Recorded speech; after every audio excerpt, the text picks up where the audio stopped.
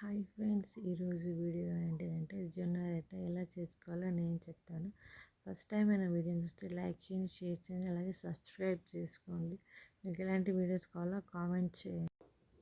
First మనము water వేడి చేసుకోవాలి. వాటర్ బాగా హీట్ అవ్వాలి. నెక్స్ట్ మనకి పిండి ఎంత కావాలో తీసుకోండి. నేనైతే 3 కప్స్ తీసుకుంటాను. మీకు ఇంట్లో ఎంతమంది ఉందో అన్ని కప్స్ తీసుకోండి.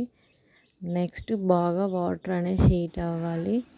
హీట్ అయినాక బాగా హీట్ చేసుకుంటేనే పిండిలో రొట్టె బాగా వస్తుంది. హీట్ అయినాక వాటర్ అనేది పిండిలో పోసుకోవాలి. పిండిలో పోసుకున్న తర్వాతకి నేను వీడియోలో ఎలా చేస్తున్నానో మీరు కూడా అలా చేయండి. గరిటెతోటి అటు ఇటు తిప్పండి. గరిటెతో ఇటు తిప్పినాక కొంచెం ఫ్యాన్ కింద పెట్టండి.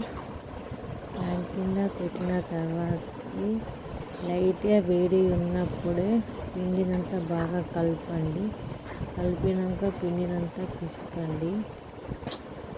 బాగా అటు ఇటు పిండిని కలుపుతూనే ఉండండి. కలుపుతూ ఉంటే వాటర్ కిందికి వెళ్తాయి. బాగా కలపాలి. కలిపిన తర్వాతకి పిండిని కొంచెం చల్లారబెట్టుకొని పిసకాలి. నేను వీడియోలో ఎలా చూపిస్తున్నానో అలా పిసకండి.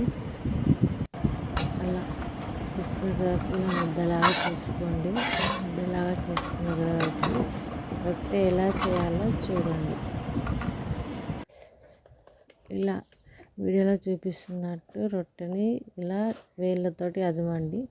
చేతిని అలా అడ్డం పెట్టుకుంటే రొట్టె అనేది గుండ్రగా వస్తుంది. అలాగే గుండ్రగా వస్తుంది. చేతిని అలాగే అడ్డం పెట్టుకోండి.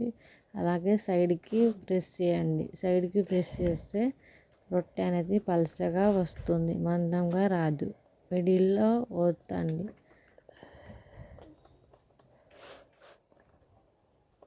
ఇలాగే వీడియోలో చూపిస్తున్నట్టు రొట్టెని ఇలాగ చేసుకోండి.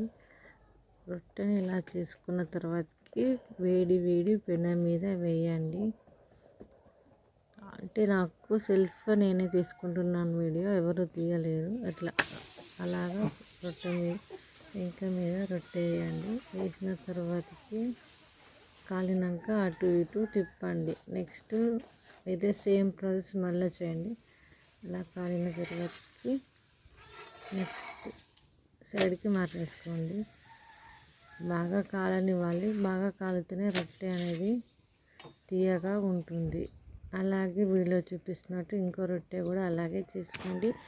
మనం వీడియో ఫస్ట్ టైం లైక్ చేయండి, షేర్ చేయండి, సబ్స్క్రైబ్ చేసుకోండి. మీకు ఎలాంటి వీడియోస్ కావాలో కామెంట్ చేయండి.